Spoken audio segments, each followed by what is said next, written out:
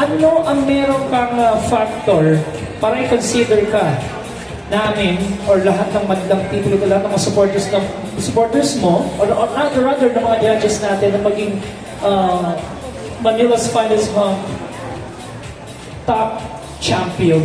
Ano ang meron ka na masasabi mo? Pwede natin i-share sa lahat. Confidence lang, tapos tiwala lang sa sarili.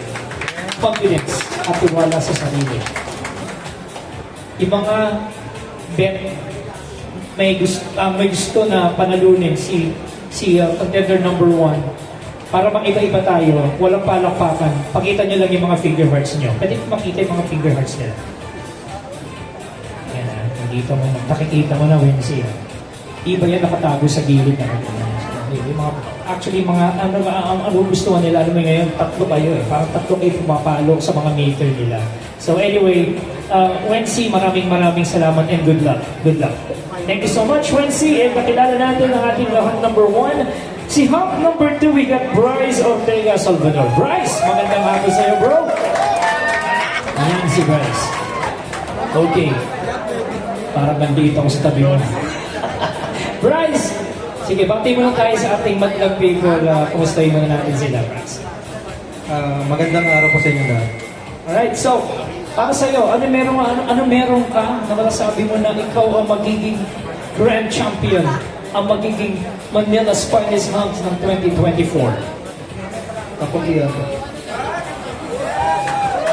Ulitin natin na, para hindi nila narinig eh. Ano yun? Meron ka? Kapugian.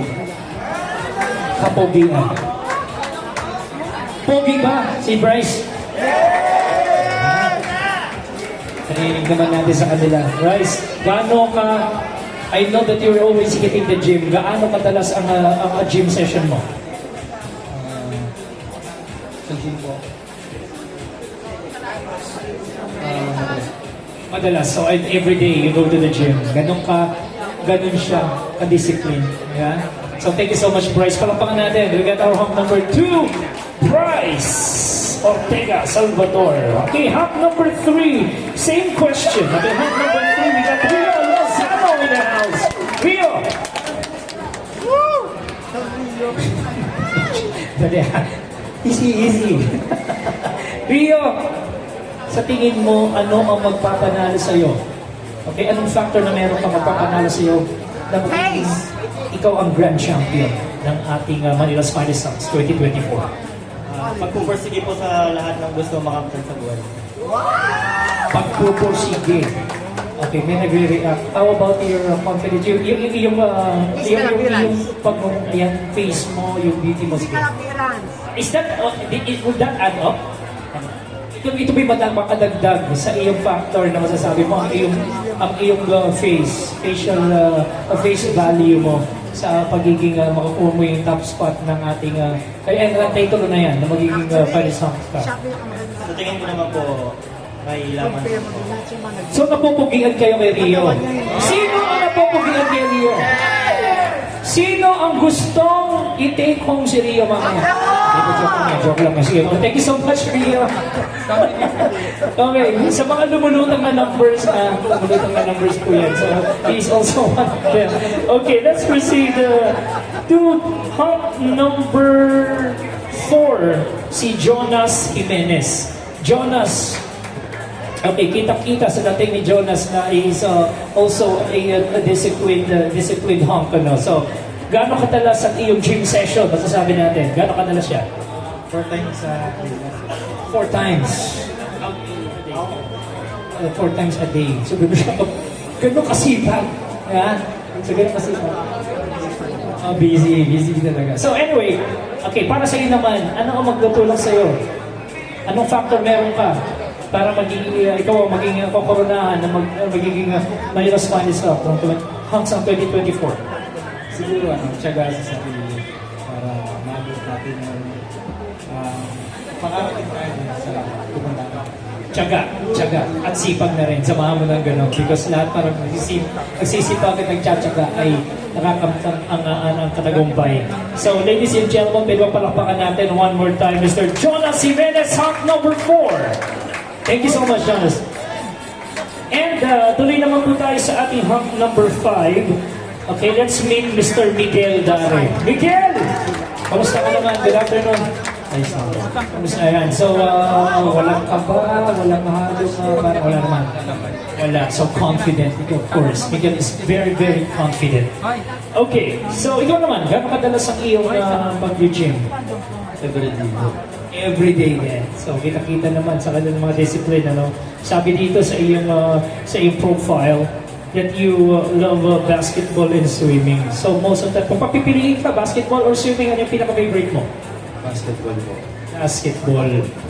Basketball. So, para sa iyo naman, ano ang meron ka para ikaw ang koronahan na magiging Manila's Finest Hunk 2024? Ako yung taong hindi marunong sumuko. Kasi kahit hindi pinapalad, madalas, dito pa rin ako lumalaban. Iyon. Narinig niyo mula kay Miguel, siya ay taong hindi marunong sumuko. Diba? Dapat nakaka-apply sa lahat yan. Eh, no? So, thank you so much, Miguel, and good luck. Okay, moving further sa ating hump number 6. Palakpakan po natin, Mr. Joshua Antonio. Joshua! Parang ang dami mong fans, ah. Ang pansin ko, mga reaction nila, eh, di ba? So, anyway, ayan ha, ang react. Joshua! Si Joshua po ay hump number 6. Okay? Kanina talagang lumulutang ka rin sa aking mga interviews. Number 6, sabi ko. Okay, ngayon, makikilala natin ang gusto. Joshua, para sa iyo naman, ano mga masabi mo na katangian na meron ka para koronahan ka na maging Manila's Finest Hunk 2024? Ako yung taong natututo sa bawat pagkakamali. Na itinatama ko sa susunod para wala nang masaktan, wala nang magkamali, lalo na walang madisappoint. Very well said, Joshua. Napakaganda ng iyong sinabi dyan. So, tinatama ang pagkakamali. Okay. Kung magkakamali, magbabanggaan kayo ni kaninang kausap ko doon.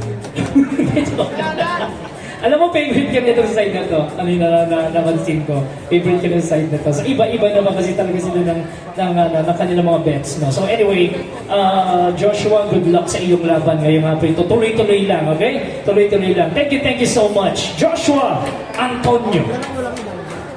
Coming up next, we have hunk number 7. Before we proceed to our scorecards, may isa pa po after the 7.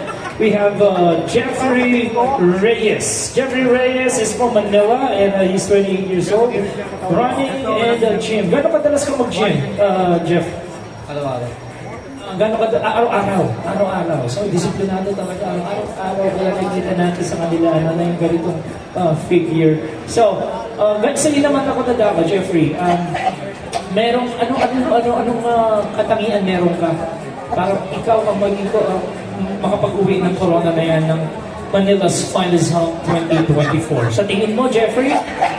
Discipline po and ako po yung maging halimbawa pa sumers ko sa finance. Okay. So you heard it from discipline. At syempre, again, magtsatsaga lagyan natin ng ganun yan. Dahil syempre, hindi natin makakamit ang tagumpay without that perseverance. And maraming salamat. Hunk number 7 and good luck. Last but not the least, tatawagin ko na po si hunk number 8, James Datu. James! Magandang hapon sa'yo. Kamusta ka naman? Ayos lang po. Ayos lang. Huwag ka bang babatiin yung mga nanonood ngayon sa harapan mo. Magandang gabi po sa nila. Yeah. So, para sa iyo, James, ano ang katangiang meron ka? Anong factor meron ka para maging Manila's Finest Hunk 2024? Maging honest tayo sa lahat. Okay, game? Tiwala lang po at saka manalo, masaya pa rin po tayo. Yeah! Narinig niyo from James. Manalo, masaya pa rin, di ba? Nag-enjoy tayo, di ba? So, it is a competition but we are enjoying at the same time, di ba? Maraming salamat, James, and we'll see you again. Hopefully, maka-advance sa next round. Okay.